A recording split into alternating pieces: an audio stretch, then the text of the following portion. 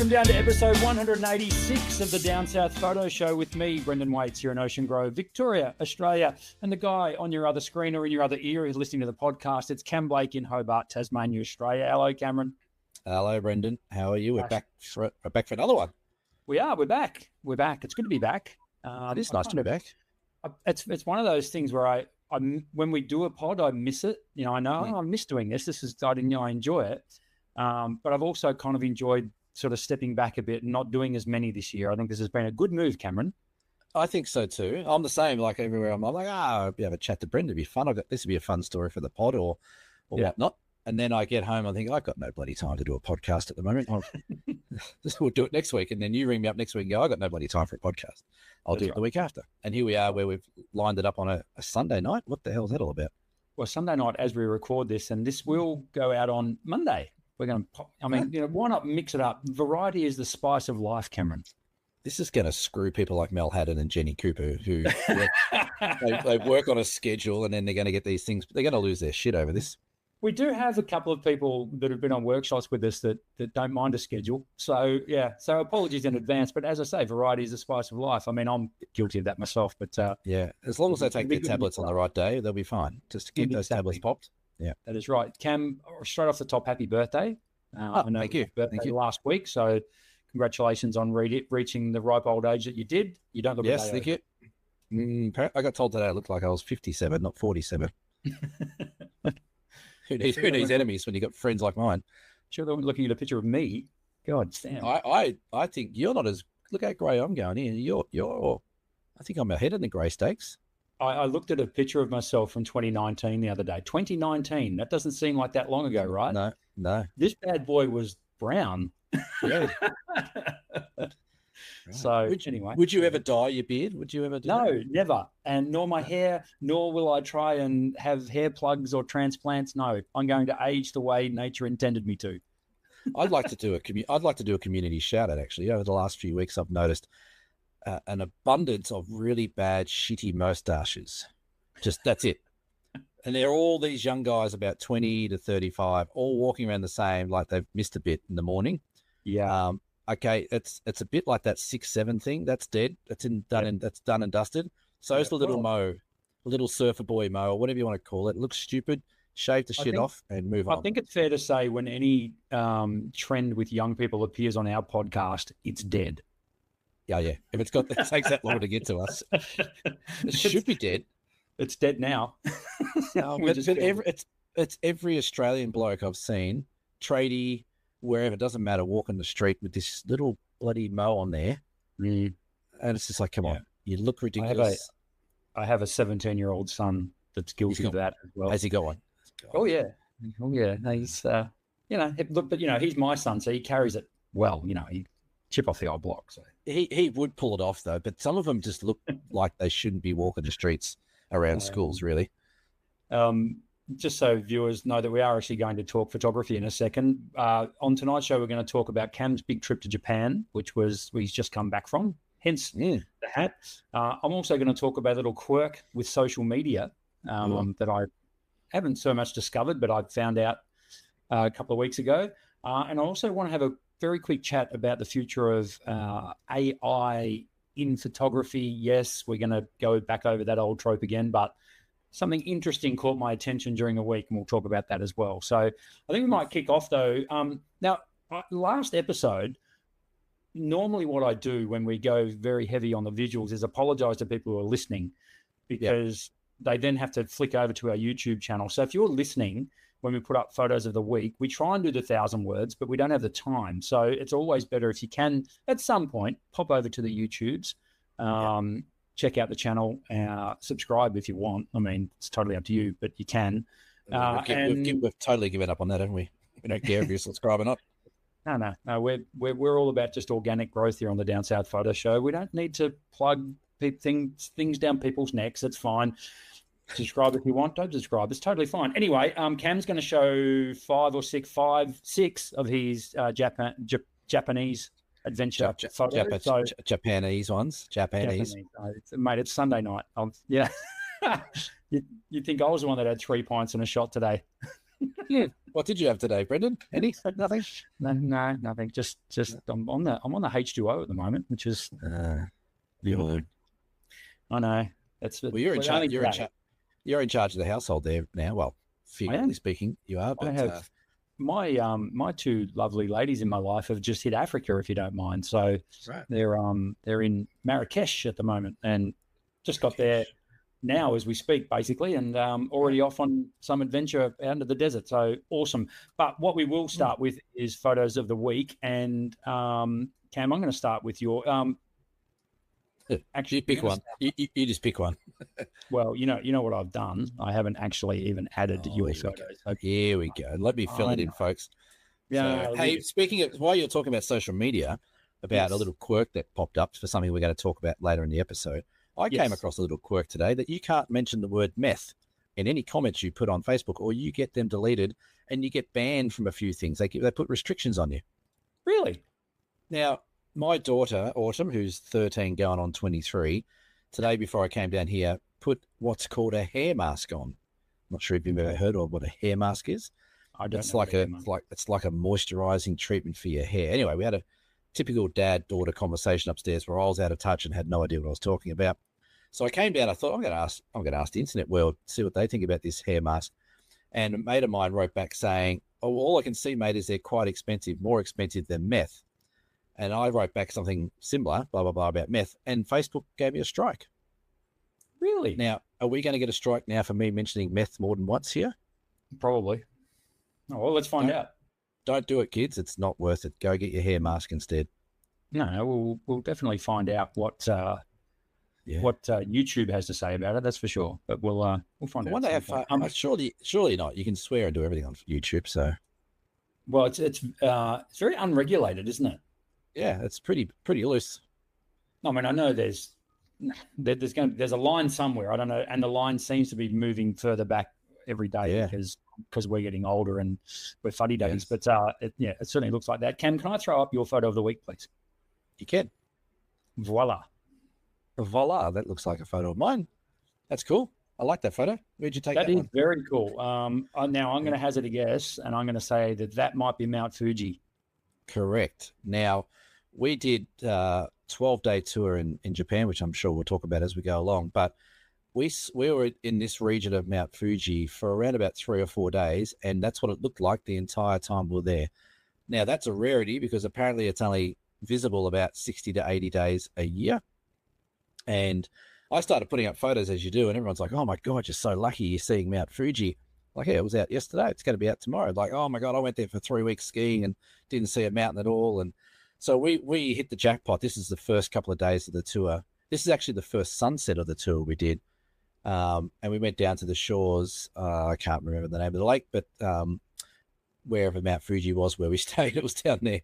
And we had this beautiful sunset that night. And a few of us went down to the shore of the lake. And then one of the guys in the group, I think it might have been Max, who said, "Oh, there's a really cool tree and a bit of a view back up the track." So we all went back up and had a look at this and got that sort of hangover tree framing up Mount Fuji with the nice grasses in the foreground. So beautiful spot. And again, getting really lucky that first sort of sunset to get a cracking shot. One of the best shots of the trip I got, really. So it was one of the first I love the light there. I mean, the boughs of the tree are awesome, but the fact that they're side lit by golden light is really cool. The texture and the grasses in the foreground and the way you're framed.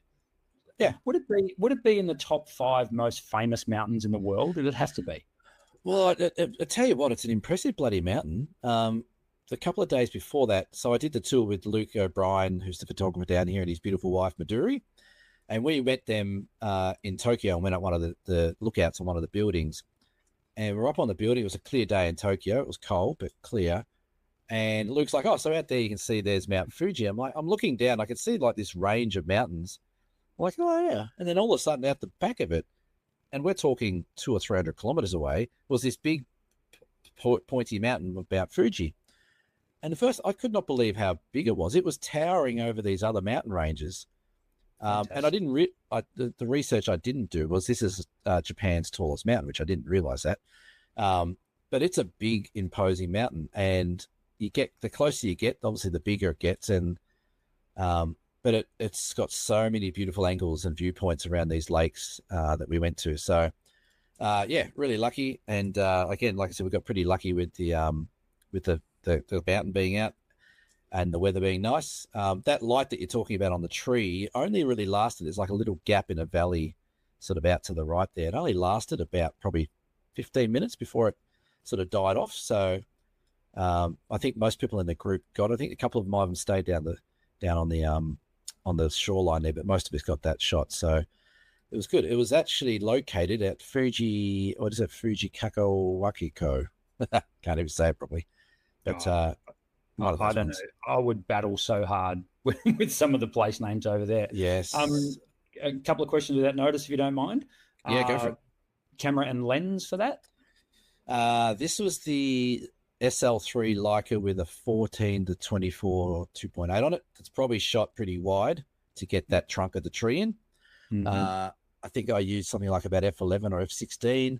I think I focused on the grass or one of those branches hanging down just to sort of get that depth of field point of view or the focus point in the right place. And really, actually, I had to edit this photo today to send it to a gallery that I'm exhibiting in Sydney as one of my images. And it's really not much. It's a little bit of contrast. That's about it. Like it's really nice off the file. So again, it's just one of those classic ones where the conditions are right, you get the exposure right, and away you go. So nice. Yeah, it looks great. Look, just let's not bury the lead here. What do you mean exhibiting in Sydney? What's going on there? So there's a gallery, framing gallery up in Sydney called 3 Edge Framing. There's three lovely girls who used to be customers of mine who on our trip, they decided that they wanted to open a gallery and framing place of their own. And they've been doing a little exhibit every year for the last few years. And they invited me to come along again and accepted my images. So we've got, it goes on in June. I think it's June 11 to 14, I think it is the whole opening day. 3 Edge Framing in Sydney. It's from pretty much the 12th to the 14th or so, maybe it's 12th to 16th actually. Well, let's link them below, give them a shout out, and we'll also let's do that. The details of that for people who are in Sydney or New South Wales and want to go and check that out. That'll be something cool for you to go and have a look at. Yeah, and it's not just me. There's probably a good 20 or so people presenting in this gallery. So I'm hoping to get up there for opening night, which should be cool. But we'll send a link below, and you can check out what's going to happen in the middle of this year. Definitely. I've got a photo of the week for you, which will be this one. This is our beach here in Ocean Grove. I've been playing a lot with the Nikon Z5 II and the 180 to 600 lens that Adam Edwards highly recommended I get my hands on, and he was completely right because he normally is. And I just wanted to go. I've been doing this a lot lately, particularly in summer because sunset's 8:30, sort of 8:45 sort of thing. So it's great. I can run the shop for a day and then get out and get some photos. And quite often at this time of year, we get sort of haze coming off the ocean, and when you shoot straight, and let's break all the rules and shoot straight into the sun. It was just one of those things where I just sort of positioned myself, and there was a bit of surf going on. So there was people down there enjoying the evening. You can see I left them all in. I just thought this needed people. I didn't want to take the people out of this shot. I could have easily cloned them out, I guess, but they were there. The guy on the right with the white T-shirt, I really hated because it was so white, but I still thought, you know what, I think I need to leave this here. Well, that fills in a bit of that space on the right side there. Well, I guess so, yeah. And then, just taking the odd shot here or there, and then all of a sudden this flock of seagulls just sort of started wheeling around, and I thought, thank you. So they sort of filled in that sky a bit with a bit of interest. So you didn't just Photoshop them in like most people do with birds these days? No. This is actually there. I mean, if I would have done a better job if I had Photoshopped them. Like, for example, the bird right at the very top, you can see there's a bird there, right? Yes. Yeah. So I framed this photo during the week because it got a lot of traction on the face ache, and people were liking it, and thought I'll chuck one in a frame and put on the wall at the shop. Yeah. That you've got to be so careful because that bird almost touches the mat board right at the top of the frame. Right. And it's like it's something you don't sort of think about when you're framing. And I didn't even think of it, and just chucked it in the frame, turned it around, and, oh, look at that bird. It's all I can see now. So, so, maybe I should have got rid of it, but it's there. And well, that raises a good question though. Like when, when is it fine to remove things? Like this photo, you could definitely remove the one at the top of the frame, but there's also the one touching the right of the frame there as well. Yeah. Like if you get rid of them, does that take away the authenticity of that photo, or are you cheating in a way to make it more, better for framing? Or like, it's a funny one. The only person that has to answer to that is me. And I'm comfortable with removing. I mean, I don't like, bins and telephone lines and that sort of stuff. I mean, really, now that I look at it, that big ugly aerial sticking out of the observation tower there is pretty bloody ugly, but it's there. It's part of ocean growth. And if I took that out, someone would call me out for it, because it's that's right. That's the problem with being local as well, and selling local stuff is that's right. People are going to go, oh, I know that place, and then some dickhead's going to come and go, hang on, mate, you took the aerial out. That's not a real photo, and then you have to explain. And I put a male voice on because most likely it's going to be some idiot male who comes in and says that. So it's a funny one. Like I a couple of shots I did in Japan, similar sort of thing. I'm like, oh, maybe I should just take that bit out, or remove that little bit of the thing that's not right or catching my eye. But a lot of times you don't, because you want to try and keep it as authentic as you can. But I would have given you a license to get rid of a couple of birds there, I reckon. Yeah, you're probably right. I mean, and there's a couple that are sort of in odd spots, but as I say, and I took maybe, I think, 3 frames in pretty quick succession, and I did quickly look over them for what I thought gave the best mix of where the birds were, and this one tended to work the best. The others, they're sort of more to the right, and this is as the flock sort of came across, so it sort of worked best there. But there's one thing that I really don't like about this photo, and there's not enough water in it. There's just a glimpse of the water of the ocean off to the left. But it was low tide. I mean, there's nothing I can do. That's what about what about if you cropped the water out? Yeah, I don't know. That's a tricky one. I think I like that the water's there. But I think I need more. I'd like it to be halfway up the beach rather than just a little glimpse of it there. But and what's with Fred the seagull on his own on the beach, who just decided that he was too good to take off with the rest of them? Yeah, that's right. He's just hanging out down there, isn't he? He's like, nah, I'm good. Maybe you already got a chip. And the other ones are fighting over one offering. I think that's probably what's going on there.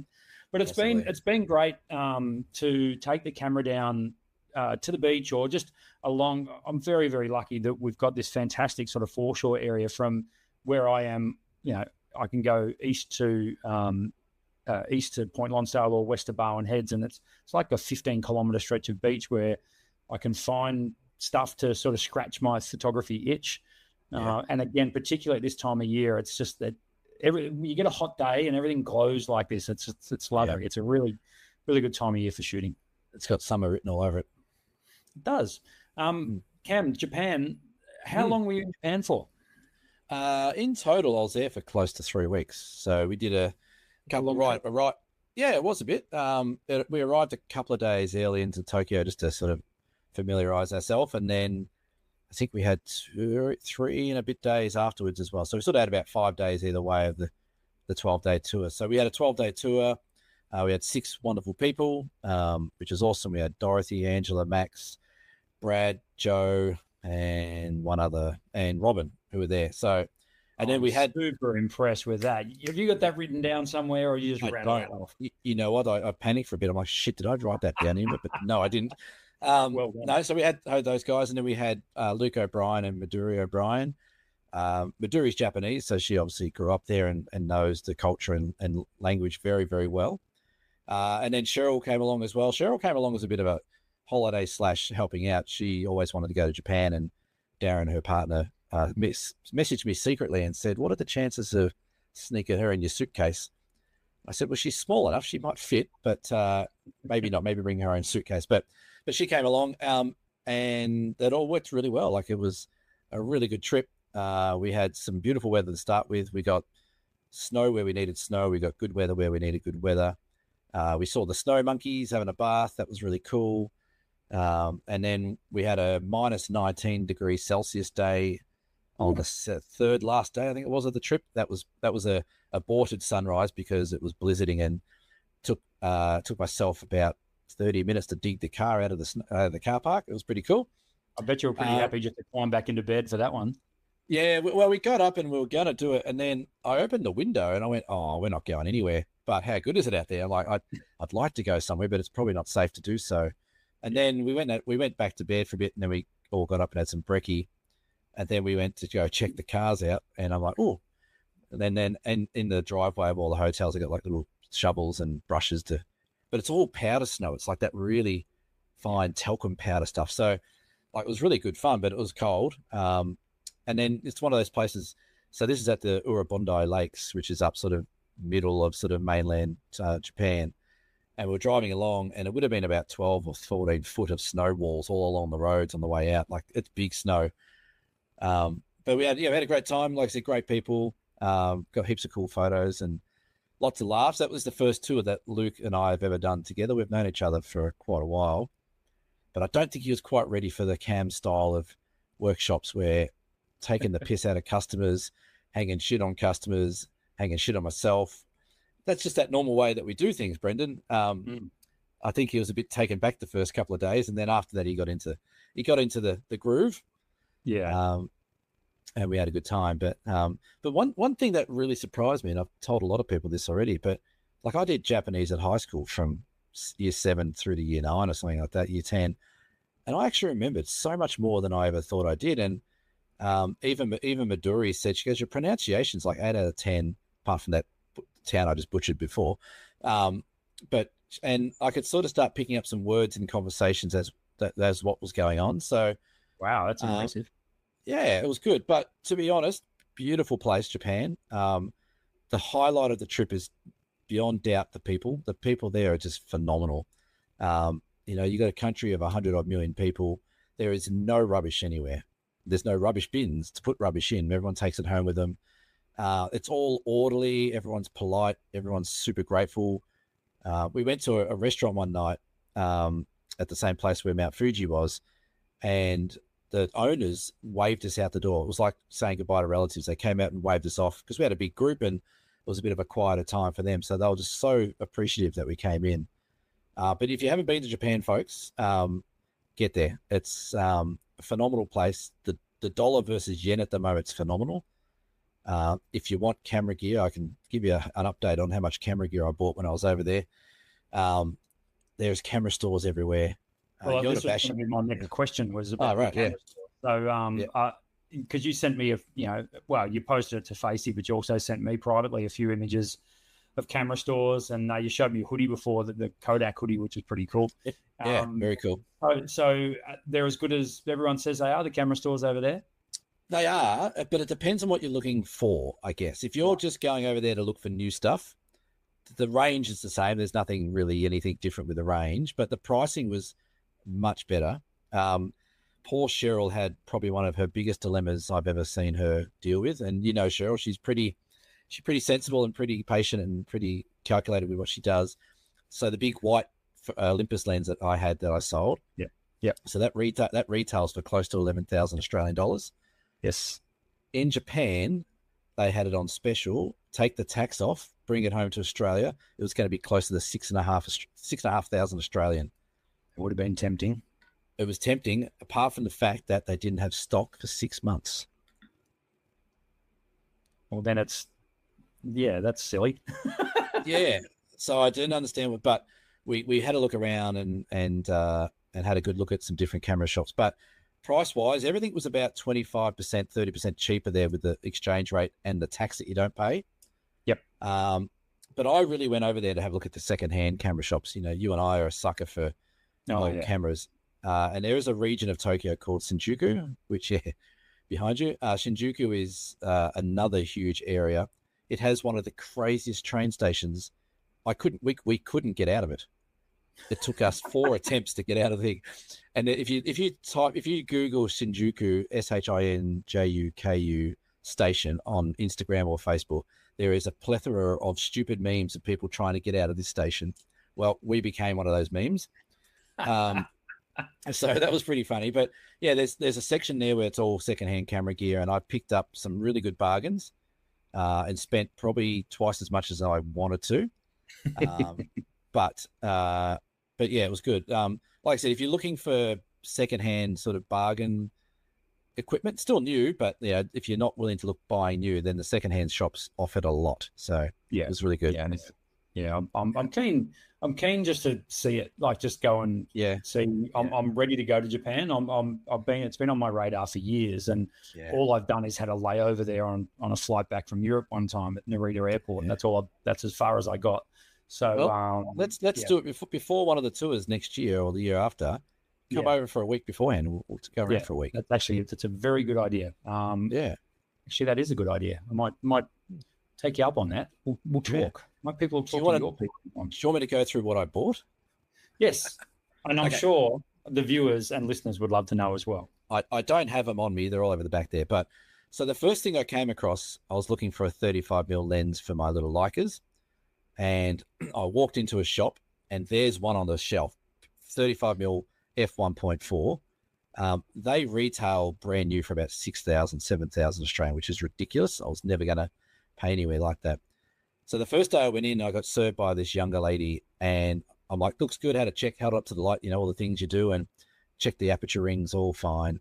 So I said, okay, I'll purchase this, and it was going to be about 2,500 Australian, which I thought, that's a bloody bargain. But on the little tags, they're all written in Japanese. They have condition reports on the tags. So when I went to check out, ladies, she said, oh, this is cloudy. It's got cloudy. I'm like, oh, that's not good.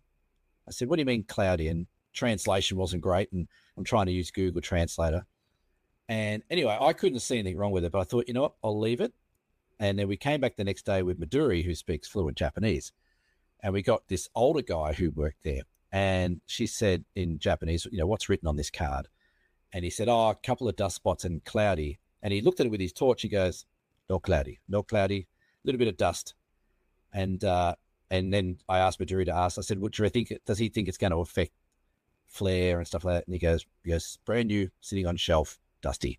I'm like, right. So I got the torch out and had another look, and it was fine. So I walked out of there with an absolute bargain. This thing is mint, no flare, no issues. You can see a little bit of dust in it, but nothing that is a bit of a worry. Yeah. So I was off to a good start. This is cool. Started using that. And then a couple of days later, I walked into another secondhand shop, and the Olympus OM3 Ti, my favorite film camera of all time that I've got one of, I walked in just by chance. I'm like, oh, OM1, OM2, OM3 Ti. That's rare. So I looked at that and I went, oh, that's only like 1,500 Australian. That's bloody dirt cheap. So I get it out of the cabinet. And whenever you buy something over there, it's like a business deal. You go and sit down at a desk, and they open up a cloth, and they put everything on the cloth, and it's like real. They have masks on and everything like that. It's like going to the doctors. So I look at this one and I'm like, this is mint. I did a few tests of the shutter speed, all that kind of stuff. And that worked out to be about 1,600 Australian dollars. I went, that's bloody good. They still sell for 2.5 or more. So as I'm checking out, the lady goes, oh, you're very quick. Did you see it online? We just put it online this morning. I'm like, just happened to walk in off the street. She goes, oh, wow. Very good. She goes, great price. She says, we don't see them in this condition much at all. She said, very good pickup. And I went, you betcha. So I went. So then I walked out that door and I went, well, I can't have a body of a camera without a lens. I better go buy a 50mm 1.2. So I went to another shop over the other side where I knew they had a few more Zuko Olympus lenses, and picked up a 50mm 1.2 for about $400, mint clean, perfect. So that's good. And then just before we were about to leave, we went to another place called Ginzo, which is on the other side of Tokyo, to another camera shop. And I walked in with my Kodak hoodie on, and I was looking for a 100mm f2, which is quite a rare Olympus Zuko lens. Beautiful lens again. And they had one there which said it was like condition C. So I thought, oh, maybe it's a bit bumped up. So I have a look at this thing. It's mint. It's got a couple of dust spots. That's it. So their conditioning in there in the secondhand stores is like A is like brand new, B is practically brand new, and C is maybe used a couple of times. So as I'm checking out, this older guy at the back who's cleaning the cameras, there's always that one guy at the back cleaning the cameras, gray hair, gets up and he looks at me and goes, Kodak. I'm like, yeah, Kodak, haha. He goes, where'd you buy? I'm like, there's a Kodak shop on the other side of Tokyo. And you know how the Japanese, they over-accentuate some of their excitement. He's like, oh, Kodak. And he just started getting really animated and pulled his friend over, like, look, Kodak. So I showed him on the map where this Kodak shop was, because it's a retro Kodak shop that sells hats and bags, a whole lot. he was wetting his pants with excitement. He took a note of where it was, like he was going to go buy the whole shop the way he was acting. So I picked up this 100mm f2 for like $500 Australian, which is another bargain. And as I was about to walk out, they had a 300mm f4.5 Zuko lens as well for the film cameras, $70 brand new. And I went, what? It's brand new. It's never been used. I went, right, perfect. So I walked out with a fair bit of stuff in a few days. You did. And I spent a few thousand, but I reckon I could get that back and more. So yeah, it's an investment, right? That's what Lisa's been told. That's what we keep telling everyone. That's what they all are. Yes. If you've got more cameras, you win. That's right. But the main thing was, like, you got to know what you're looking for as well. So I went over with a bit of a list of what I'd like to find, and I found everything. I was really, really lucky, and they're all in good condition. The way they do things over there is super professional, and the condition reporting is really accurate, if not under accurate, of how good they were. And yeah, with the exchange rate and things like that. And then the funny thing was, they all kept saying, "Oh, you're tax-free. You got to show this on the way out through the airport." I'm like, that's cool. So I had it all on me as I walked out the airport. Did anyone check me? Nope. Just walked straight out. So yeah, I bought a bit of shit that I didn't need, but I'm really happy with what I bought. No, as I say, it's an investment. And, for guys like us who, we're into our photography, man, like, there's guys that are into cars and they buy cars. There's guys that are into bikes and they buy bikes. There's guys that, we're into photography. We buy cameras. Yeah. So if you are going to Tokyo, the Shinjuku region is pretty much where there'd be a good dozen camera shops in 3 blocks of each other, secondhand and new. But if you do look around, there's a few, and they're all down these little, up these little stairways that don't look like anything. They're on the 3rd level of this tiny little apartment. And you walk up there and it's like a doctor's studio. There's like camera gear as far as you can see. So I saw heaps of Pentax K1000s. There was heaps of them, beautiful ones. There was lots of, there's a lot, I spoke to you the other day about it. There's lots of Kodak point and shoot cameras, like, sort of novelty cameras over there that I haven't seen out here. But it has, for camera gear, if you're looking for stuff, and we did that. One of the last day in Tokyo with our group was, does anyone want to go look at camera gear and buy stuff? And we'd help you. So Joe ended up buying a 12 to 100mm f4 Olympus lens for her OM. And Angela bought a 50mm 1.4 Sony for her Sony. And Brad almost bought an 85mm 1.2 Canon lens. I almost had him there.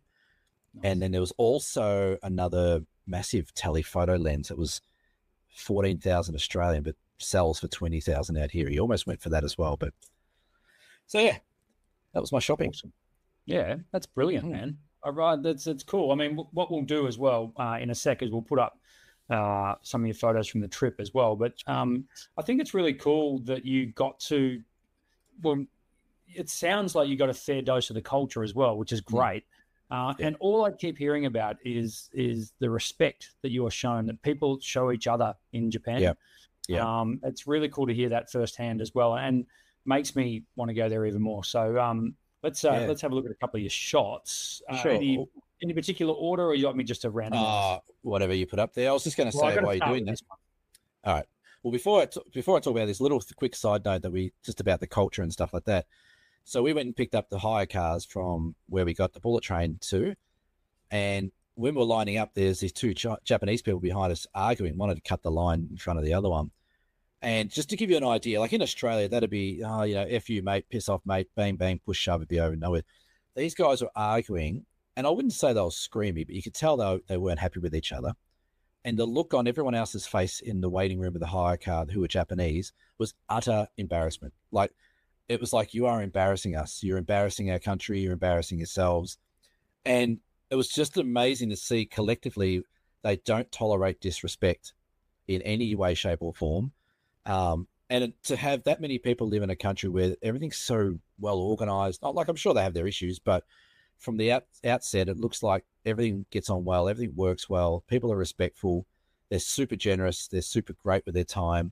If you don't speak Japanese, as if you try, they love it, and the same with them. Like I was saying, do you speak English? And they go, oh, a little, and then they'd speak better English than some of the people we deal with. So, it was really amazing. So to get to Japan is the message there.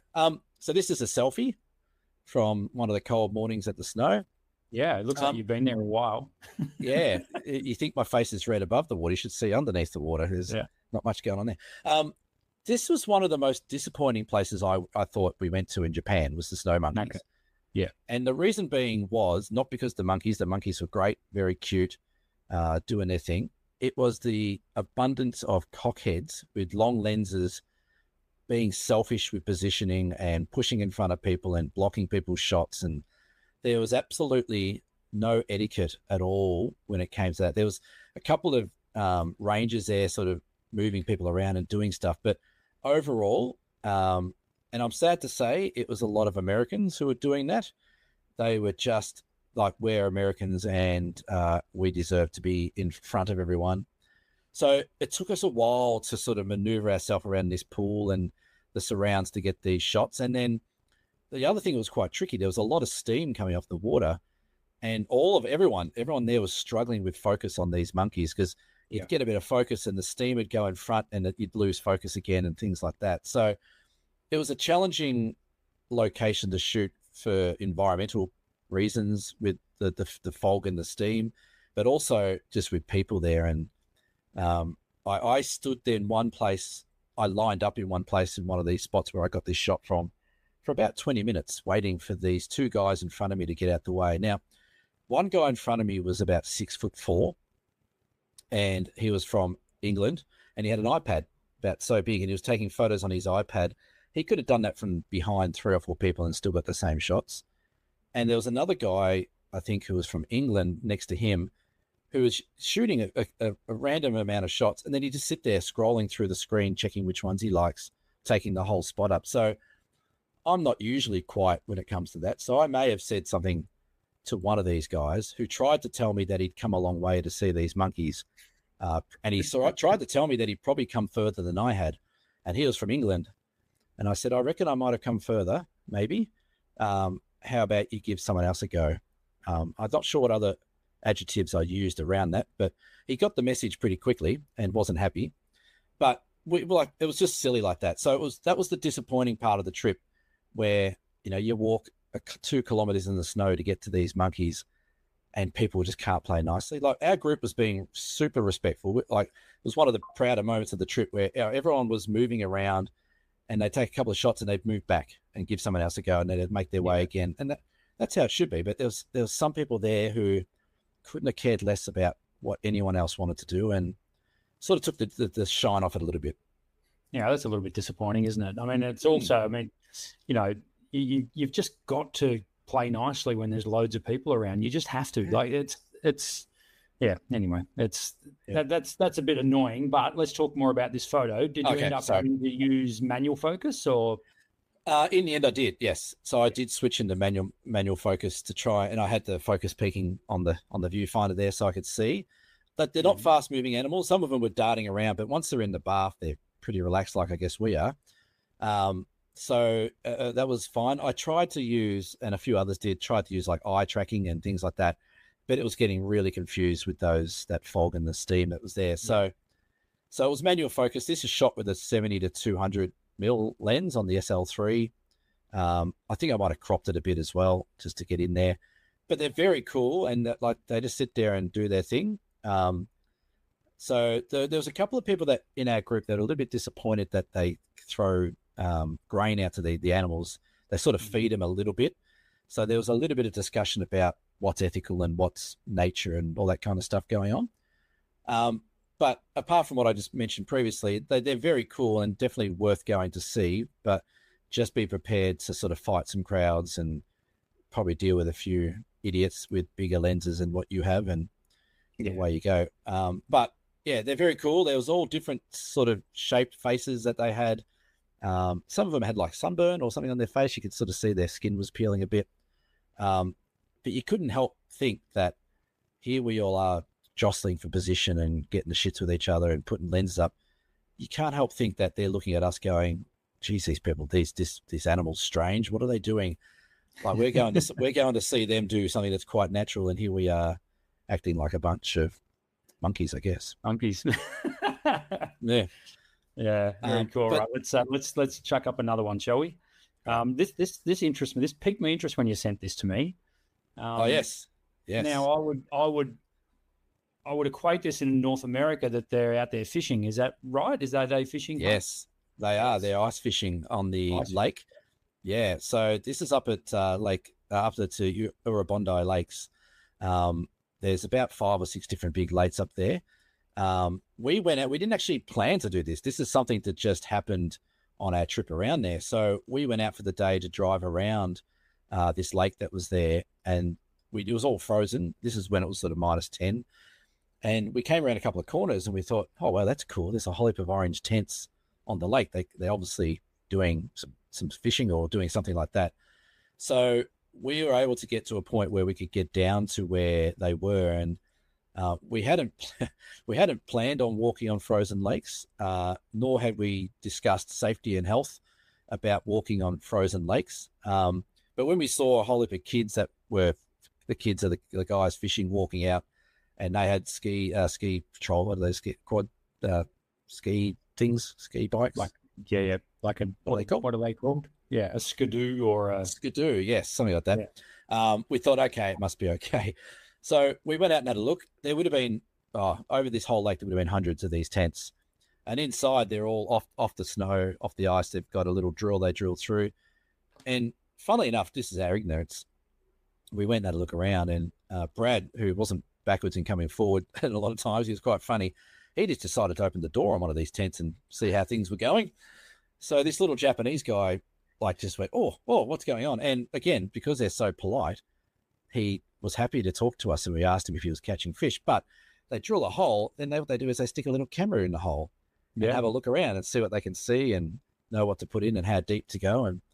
And then the funny thing was, after we had a chat to him, he didn't speak English, but he understood one word that we said, and that was sake. And he held up a can of sake that he was drinking. So very Australian, like go fishing with a can in your hand. You've got to keep yourself warm out of that ice somehow, mate. Totally. But it was very cool, like all these tents scattered around. So we went out a couple of times and took shots of these. But again, something I've never done before was walk on a frozen lake. So this is Lake Chuzinzi. And it's big. It's a big lake. Like it's not a little one. And we could see through the hole where they drilled. It would have probably been, I don't know, what's that?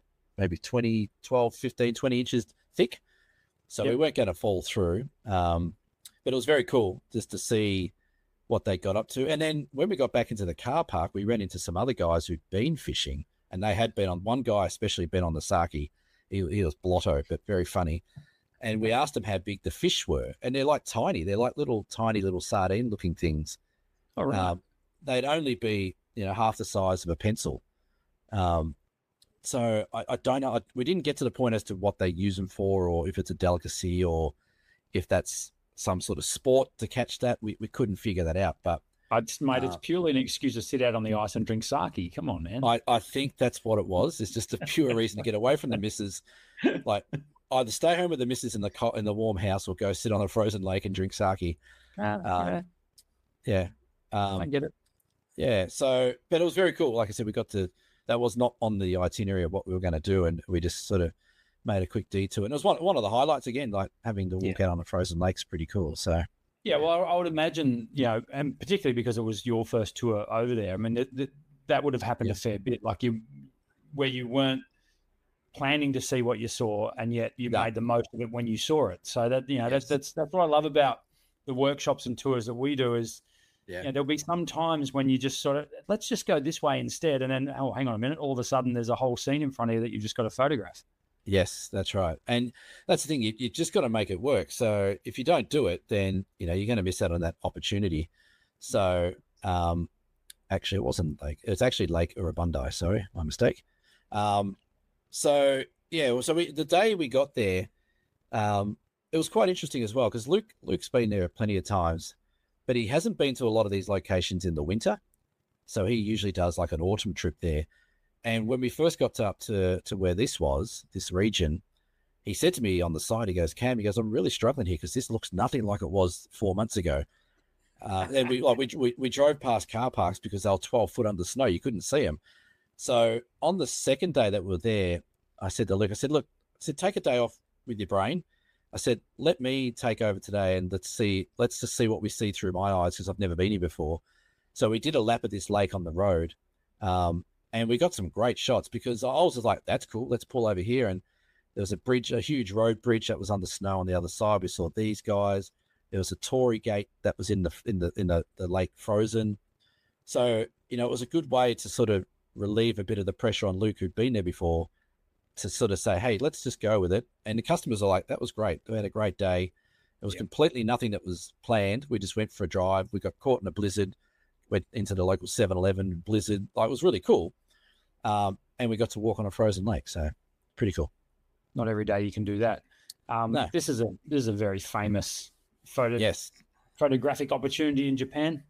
It is. This was not part of our tour. So this is the 1,000 Torii gates in just out of Kyoto. So Cheryl and I had 3 or 4 days afterwards. So we took a bullet train, just a day trip to Kyoto. So 2 hours on a bullet train took us close to 600 kilometers away from Tokyo, which is phenomenal. And then we got to Kyoto and we got on the train. This temple is literally at a train station. You get off in there and you're right there, along with 35,000 other people who are right there. It was a very busy spot.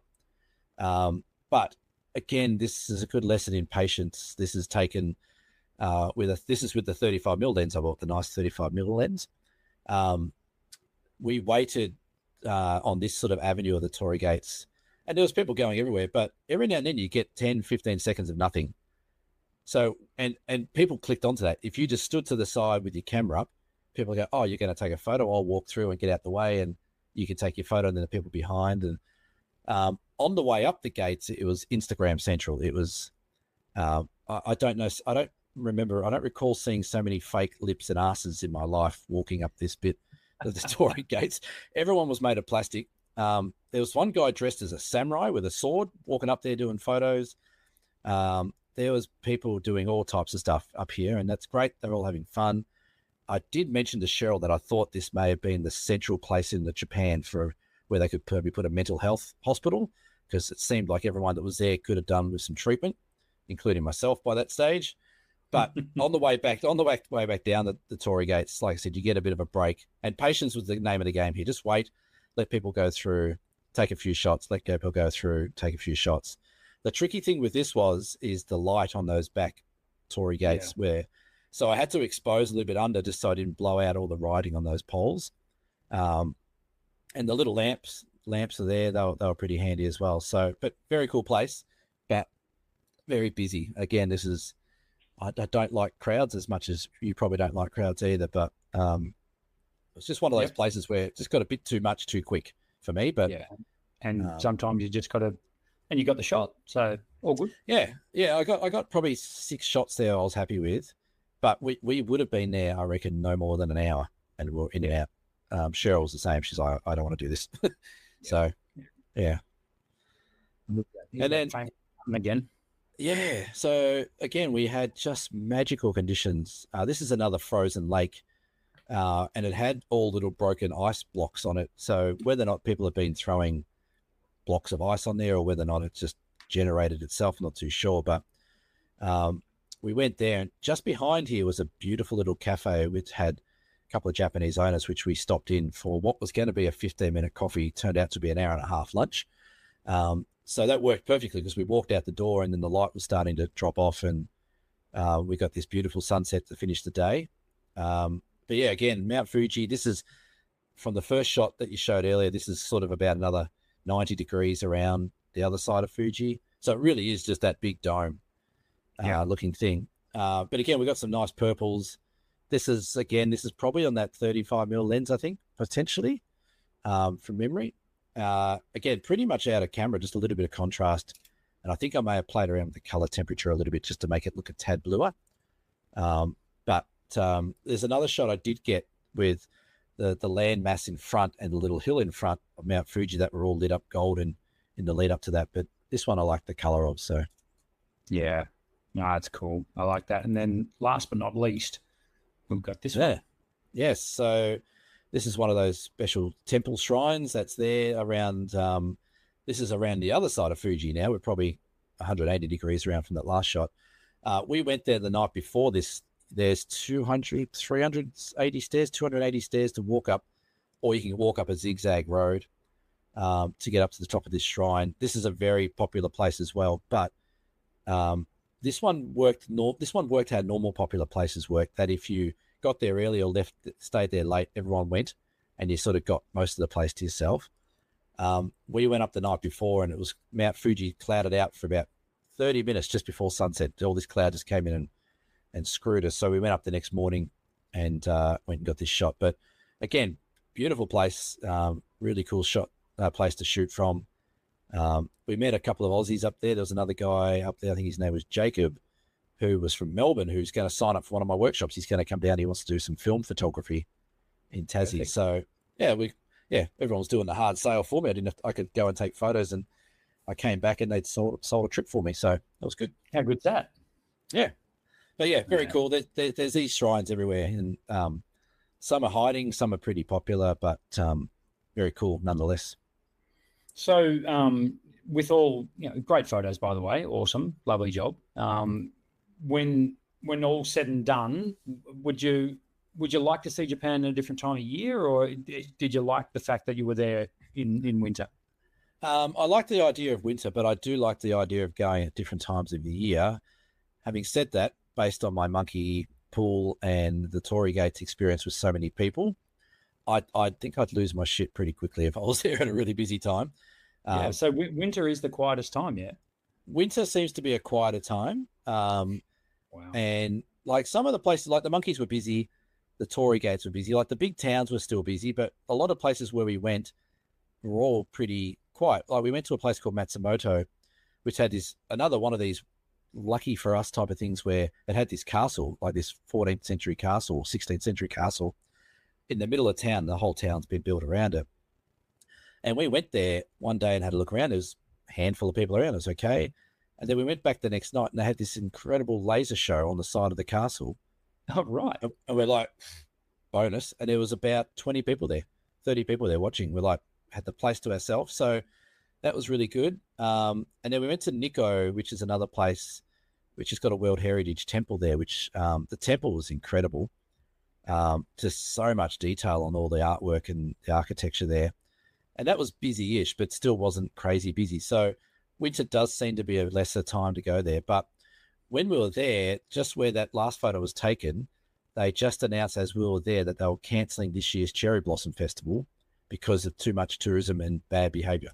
So they've cancelled the whole festival for that that region there for the cherry blossoms. So, look, I'm sure if you went there in autumn or spring, like anywhere, if you know the place well enough, you'd probably find some parts that are not as busy. But yeah, I think at some stage, I think I will try and do a different time of year there. But winter seemed to work really nicely, and it was just a different look. And again, like the scenery was mind blowing. Like we didn't have the color of autumn or the vibrance of the cherry blossoms and things like that. There was some plum blossoms starting to come out as we left, but yeah, so I'd like to, but I did say to the group at some stage, I probably would like to come back in autumn on my own and just drive around for a few weeks and just try and find some spots that weren't overpopulated. But yeah. Well, I mean, speaking of, here we are as we record, getting close to the end of February. Can you believe we're swinging back into autumn very, very soon already? Like it's so amazing how fast it goes. And I was only saying to one of my staff the other day that I'm dead keen to, I think I'm going to try get up to Mount Macedon this year. I've never been there in autumn, and I know it's very popular there on the weekends, but apparently during the week it's not so bad. So yeah, I think I'm going to chuck that on the agenda. You've got, is it the Memorial Avenue there? I think it's called. Yeah, that's right. Basically, it's straight up the main drag. But on the way up there, you've also got places like Trentham, Daylesford. Yes. Like I can sort of do a loop through up there. And I was thinking about it. I was like, yeah, I'd like to get my teeth in a bit more autumn colour. So luckily, you're in the same position. You've got autumn colours everywhere in around Hobart even. So it's great. Yeah. Autumn's a great time, but it is very popular for people out with their cameras. Yes. I used to do a day workshop in Dalesford. I think you gave me some tips on where to go to Dalesford that time. The Lake coffee Jubilee. van. Yeah, the coffee van did Lake Jubilee. And on one of those workshops, I decided to come back through Macedon on the way home, and there was traffic jams everywhere. So, again, during the week you might be good, but yeah, different places, so obviously attract crowds, but sometimes it's nice just to find that little spot on your own, and you know, it's hard these days to get that little spot on your own, isn't it? Where you feel like you're the only one there, but yeah, it's hard. That's for sure.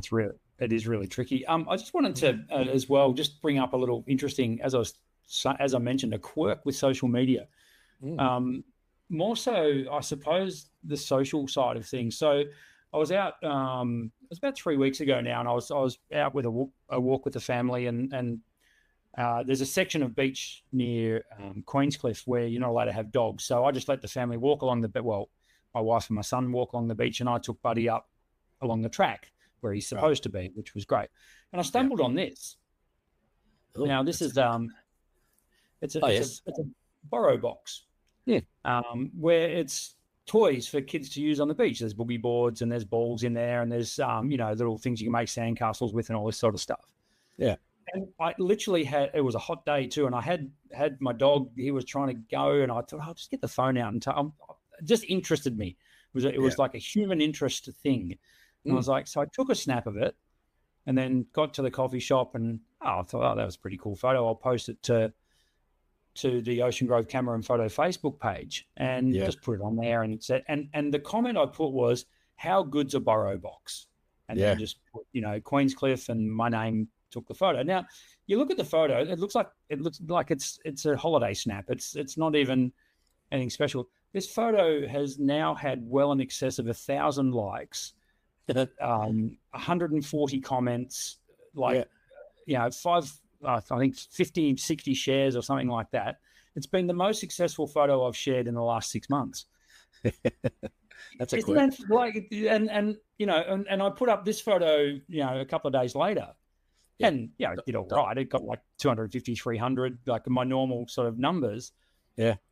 But that goddamn photo, that's the one that got the traction. I just thought it was an interesting point. And I think what it came down to was the human element to it. And the comments were not, 95% of them, as you always get, there's 5% of people who are morons and whatever. That's social media for you. But the 95% of it, 95% of them were, oh yeah, we love it. It's great. People, put your toys in and stuff. And there was other people, this should be everywhere, all this. And so it was really, really good like that. But I just found, from a photographic point of view, it's fine. It's a photo of the borrow box. That's basically it. But from the traction that it got, and attracted another 150 followers to the page, all that sort of stuff. I was just like, hang on a minute, what have I been doing this wrong the whole time? Well, I think that's the thing. Like I've had many a conversation about social media and engagement and stuff like that over the years, and there is no magic bullet. And you're right. Sometimes you put something up where you go, oh, that's a happy snap. Cool. And people just lose their shit over it. It's like, oh my God. That's that's incredible.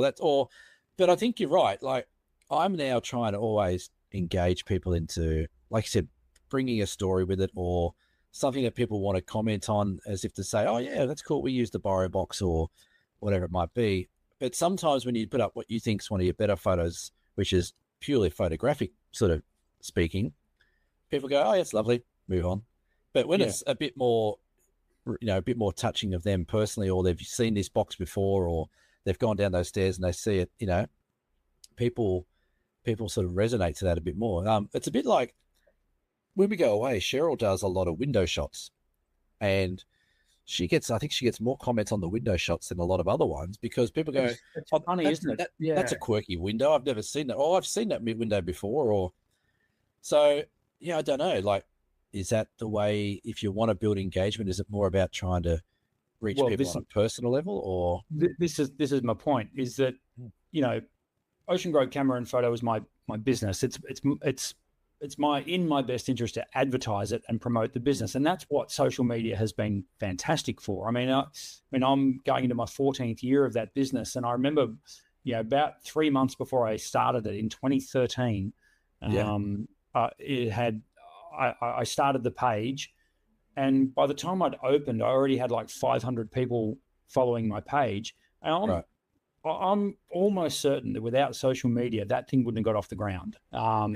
It would have been a lot more old school advertising, newspapers, and maybe TV, radio, that sort of stuff. Trading post. Yeah, that's right. I've never done a radio ad. I've never done a TV ad. It's all been social media, whether that be Facebook has been the one that's been predominant for me because I'm old. I keep getting told by my daughter that I must do more on Instagram, and she's right. We all know she's right, but I'll get there. That's fine. Yeah.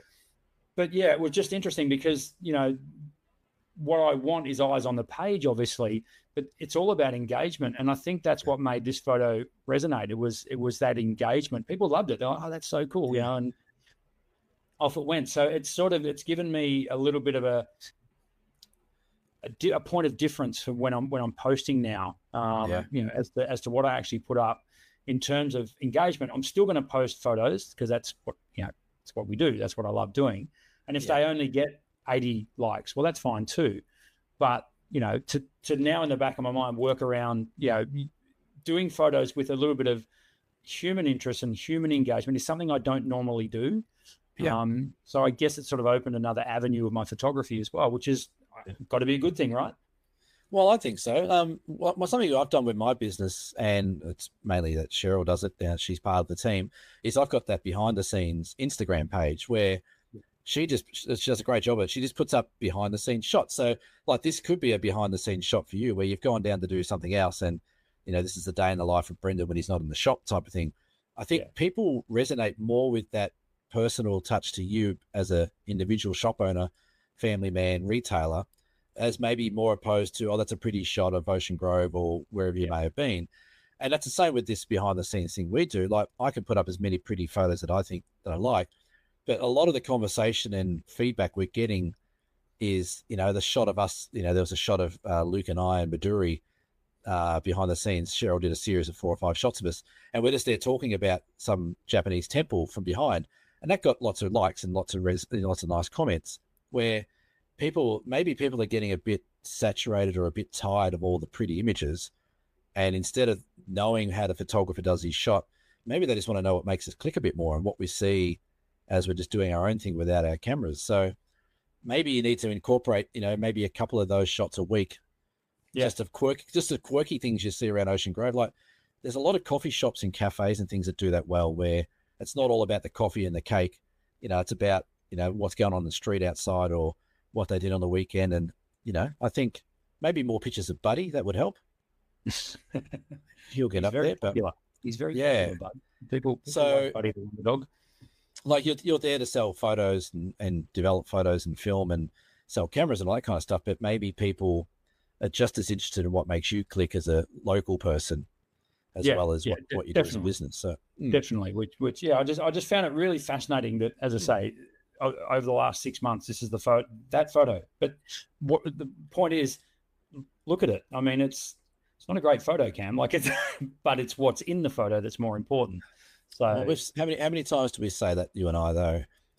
All these people crap on about cameras and megapixels and this and that. I've never sold a picture where someone's asked me the exposure details or the composition skills I use. That people don't care. People just relate to a moment that relates to them. Yep. Does it look good? Does it appeal? Yes, great, fine. Have I been there before? Yeah, no, that's exactly right. Which kind of leads me to the last topic for the evening. So our friends over on the Camera Life were chatting the other day. Now, look, I must confess, I sort of come in and out of their podcast. Their podcasts are quite long, and that's them. That's what they do. I understand that. But quite often they come out on a Monday morning when I'm at work, so I'm sort of zoning in and out, and it's on in the background. It's like the radio, right? Yeah. Anyway, this one particular point that they made was AI. And how it's starting to get, we all know about AI editing and things like Gemini, Nano Banana. Gemini. Their photo engine is called Nano Banana. I know, right? I don't know what Gemini is. Which is Google Chrome's AI assistant. Is that like So ChatGPT for Google? ChatGPT, exactly the same, but Right. they call it Gemini, and their photo editing is called Nano Banana, because why wouldn't you call it that, Cam? Duh. I mean, Some so anyway, 20-year-old making millions on that. what they actually were talking about was the next generation of phones. It's rumored phone cameras will have AI built into them before you push the button. So, in other words, when you put your image, so you're doing a landscape photo, for example, because that's what we shoot. When you put your image up on the screen, it will adjust the image live before your very eyes, correct exposure, highlight a certain subject, background bokeh. It'll do everything for you, and it'll model it off its image bank of images that it scours the internet for. So it happens in real time. So basically, your snow monkey photo, for example, if you hold your phone up towards the snow monkeys, it's going to scour the internet, find the absolute perfect exposure settings, the image that looks the best of a snow monkey, and set your camera to that.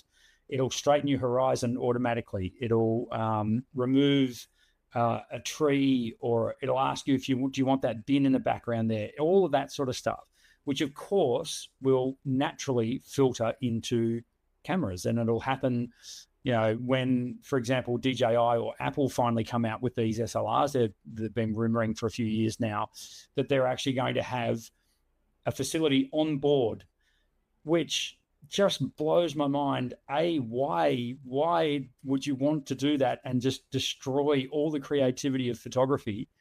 And B, who's going to take that up? Like it's like, it's like we talk ad nauseum about editing after the fact and using AI to edit and all that sort of stuff. And we always talk about that line of, is it moral? Is it immoral to do that? Who you're trying to please, but this takes it to the next level, and that is before you even push the button, it's going to do it in camera. So I was just sort of interested to get your thoughts on that, but my thoughts on it are just, why on earth would you?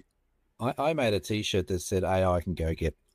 Yes. And I still stick to that. Like if we are getting to the point where, you know what, I'm not annoyed that AI is doing that. I am furious that people would take that on. Yeah. Like, get stuffed. If you are going to do that and just have a camera do everything for you, piss off. I don't want to. That's not photography anymore, is it? No, that's that. If you're going to sit there and claim that that's some sort of photography skill, go bugger off, because it's not. It'll even apparently. So let's say you're at the Some Apostles and you point your camera, it'll actually flash up on screen, move 3 feet to your left, and this rock will come in and the composition will be better. Like, it'll tell you live on your screen how to get the perfect photo of that spot. You know what you need to do then? If this is coming out, you need to go stockpile film, because film will go through the roof. Because people won't want to do AI if every camera is going to be just making a photo for you, so you can go, here's my photo of the Some Apostles. I'll shoot nothing but film. Yeah, and I'm sure it's going to be a function that you have access to and you can turn off. But I know now that and you know what it's going to lead to? It's going to lead to every photo looking the same. I mean, because isn't there, in theory, if all phones start doing it, isn't there only one perfect way to take that photo? You know what I mean? But I'm going to download my Brendan Waits AI app, so all my photos look like Brendan Waits first. Hey, and this will happen. This will happen, and there will be kiss my ass, AI. Yeah, this will happen for sure. There will be a Ken Duncan filter. There will be an Ansel Adams filter. There will be, it's going to happen where, they're looking at photos from certain famous photographers, and your photos will look like those. Yeah. I don't get that. Just download the photo from the internet. Like, if you're going to do that, don't even go out. But it's like, you've got to question. Like you said, hopefully it doesn't get to this point, but it sounds like it might. But hopefully people can turn that off, AI off or on, or maybe AI help with composition or something. Some way you can limit how much AI takes over. But I can tell you now, if you're gonna go out and do that with your iPhone and then claim yourself as a photographer and start taking credit for stuff, bugger off. I don't want to know you. This show doesn't want to know you. Unsubscribe. go join some other stupid podcasting, because that's just shit. It really is. And it's frustrating and annoying that technology is getting used to, like, technology is there to make things easier. But if we're going to take the entire creative side out of photography to make it easier, like, that seems like a little bit of a counterintuitive thing to do. That photography is all about being creative, but hey, you know what? I'm going to get something else to be creative for me. So all you're practically a tripod. That's all you are. Yeah. A tripod with a finger. And that's, I don't know. Like, it'd be good. It'll be great for people who just want to happy snap things. I get that. And hopefully that's as far as it goes. Like, if you just want to go on holidays and snap and get some nice photos. But if they start putting it in SLRs or DSLRs and all that kind of stuff, then I think we're on a slippery slope to Shitsville. I think it's inevitable, and the reason I think that is because big business will demand it. Because as soon as one company does it, oh yeah, guarantee it, everyone else is going to want to do it, and it is right up the alley of Apple and DJI and these companies that are constantly looking for the edge, and even if that means overstepping certain boundaries and barriers, well, they'll do it because there is going to be a market for it, and that's doesn't please me to say that, but there's going to be a market for people that just want to go to these places, and they're traveling and they just want to. It's a happy snap on steroids. It's the perfect happy snap. Like, the photo is, but the problem I have with it is when the image gets manipulated, and a drop in sky is put in live, and you can say, all right, see the shot? Now give me a storm. Now give me a sunset. Now give me and live. So it's going to beg the question then, is this going to have a flow-on effect to tourism numbers? Because if I can just sit at home and I can just make a photo on ChatGPT or the 12 Which you already can, of course. Which I already can. Why would I go there if I can do that on my phone? If my phone's going to do the same thing there, what's the point? Yeah. It's funny, isn't it? Because this is what travel's all about. It's all about, experiencing these places with the naked eye. Yeah. And being there. I mean, nothing beats being at a location. Yeah. But, as far as photograph, and I don't know, it sort of blurs the lines between a happy snapper and a photographer, but you're not actually a photographer. I'm actually still trying to wrap my head around it, but the mind boggles as to where it can go as well. I mean, particularly with the megapixels being, zooming and cropping is becoming more and more commonplace. Zooming and cropping, and then using programs like Gigapixel to effectively give you a 400mm telephoto lens in your phone. Like, all that is coming. There's no question about that. So it's watch this space on that one. But interesting. We'll no doubt circle back and talk about that on the pod in weeks to come, years to come. Just years. Look at me. I'm assuming we're going to last for years, Cam. How about that? Well, what AI is going to do our show soon. Is this the moment that we tell everyone this show was done on AI? I got something to tell you. I haven't been talking to Brendan this whole time. This is you know what? I'm actually inside on the couch. You're just typing in what you're going to say. I'm a prompt. Yeah, prompt. I think if that, like, for the record, I think that's just shit. I think that's a shit way to go with photography. Something that we love a lot. I had a fair idea that'd be your attitude towards it. Yeah, I think that's just a shit way of doing it. And we all use a bit of AI these days for editing, like subject detection and removal. Like, there's things we all do. But if you are a photographer who feels the need, like, okay, it's going to be one of those, this is cool to start with. Hey, this is cool. Look what this can do. Like, we're all going to have that excitement. But if you base your photography journey on using that technology, if it comes into that extent, then, good luck to you. Good luck to you. Yeah, that's right. Hopefully, the platform falls down and you miss out on the shot or something. Yeah, exactly. I would also just like to thank I put this up before, but I'm putting it up again, our beer donators for this episode. I was going to say this week, but it's kind of like this month. So a big shout out to our beer donators, Mel H, Jenny C, Shaz Bang, and Peter L, who all bought us a beer. You can head over to dsps.com.au. Lots of things to check out there, not least of which you can buy us a beer. You can also check out the workshops that Cam and I are running. 3 workshops this year have already sold out. There's only 4 in total a year. So 3 down, 1 left to go for 2026. But my learned friend over here has gone ahead and put up our 2027 workshops as well. So they're already selling. We've got a couple of places gone on those already. So check out the calendar. Go and have a look at dsps.com.au. Come with us to Kangaroo Island. Come with us to the Tarkine and Cradle Mountain. Come with us to the Great Ocean Road.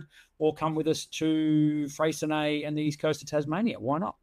Why not? Let's do it. And if you want to come on a workshop that won't use AI or discuss AI or encourage AI or do any of that wanky shit that people are going to be doing in the next 5 years, then come with us, because we're old, stubborn bastards, and we're not going to let you do it. Not to mention the photo challenges, Cam. Our daily photo challenges that I just love doing. The daily photo. Well, yeah. Now we could start saying, okay, I want a kangaroo jumping from one apostle to the other. Go. That's right. And people will be able to do it. That's right. And from the comfort of their living room. Yeah. We won't run workshop. It'll be all virtual. We'll have goggles on, sitting out. Exactly. We won't need to. Yes. What do you got coming up, Mr. Blake? I'm off to Bruny Island as this comes out tomorrow. I've got a one-on-one there for now I am jealous. No AI down there. So we're doing a workshop with a gentleman named Joe. I don't know him, but I get to meet him tomorrow. And then I've got another little one-on-one later in the week, and then I actually am on Bruny Island in the next couple of weeks for a workshop. And then you and I are catching up for an East Coast workshop. Yeah, that's rolling around pretty quick. That's towards the back end of March, isn't it? So second half of March. Yeah. Yep, looking forward to that. There's a couple of reasons I'm looking forward to that. One, I haven't been to that region of Tassie since my honeymoon in 2001. Is that why they call it Honeymoon Bay? Yes, that's right. Hey, we went there. Yes. We stayed in Freycinet at the lodges, and Honeymoon Bay was just down the end of our road. Great spot. So yeah, really looking forward to seeing the what is it? The pig in the paddock. It is a pig in the paddock. Yeah. Although you give him a beer. I think there's been a couple of pigs. I think one of them died. I would have hoped so, because it was 25 years ago this year that I was there. I don't think pigs live that long, but anyway. They were a few pigs. I think there was a little bit too much alcohol getting given to the pigs, because you can buy the pig a beer. You can feed it watered down alcohol. So I love it. That's right. But what I'm looking forward to, though, can I just add, is I remember the lush forests through that area, and the little hidden waterfalls and cascades and stuff that you get in that area. That's really exciting me. And of course, the Bay of Fires. So not the Bay of Pigs. No, Bay of Fires is going to be grouse. That whole East Coast is, like I said, amazing coastline, pretty cool forest as well. There's some really interesting and old forest in there. And yeah, we'll have a good group of people. We'll have a few laughs. The weather's generally good that time of the year and up that side of the Tassie coastline. So yeah, looking forward to that. That's March 27 to 31, sold out, bad luck. Yeah, maybe next year, 2027, jump on dsps.com.au and have a look. All right. Well, I guess that's another podcast laid down, Mr. Blake. Thank you for your time. That's okay. See you next year. And loved your experience in Japan, and thanks for sharing. Yeah, thanks. Sharing the experience with us all and the photos. Yeah. If you've been listening to the pod, jump over to YouTube, search us, Down South Photo Show, and have a look at some of Cam's photos. They were great. Yeah, that was a great trip. I'd like to say if people are interested to come in 2027, jump on my website and have a look, but that's already sold out. But if you want to come in 2028, tickets are available for 2028. We go winter in 2028. But yeah, good to see you, mate. Thank you for sharing your stories as well. I hope everyone out there is having a good year so far. We'll be back in probably a couple of weeks, maybe. See how we go. Could be back next week for all we know. Who knows? Something big might happen, and we might have to just do an emergency podcast. We ever done one of those? Emergency podcast? No, I should though. Let's just make some shit up and do it. Yeah, that's right. We'll get AI to do it. ChatGPT. Yeah. We'll run a fake AI competition for a trip to Japan or something. Yes, that's it. That's the podcast. This has been episode 185 of the Down South Photo Show. We will see you sometime in the future for 186, and say goodbye, Cameron. No, I'm not saying goodbye yet, because you made the mistake there. It's 186. See you next week for 187. Yeah, see. This is what happens when we get out of sync. I did say 186 off the top, though, didn't no one listen no one listens this far. We could tell people to get stuffed and no one listens. So goodbye, Cameron. See you next time. This has been episode 186 of the Down South Photo Show. We will see you next time for episode 187. Say goodbye, Cameron. Goodbye, Cameron. Bye. Good night. See you later. Ciao.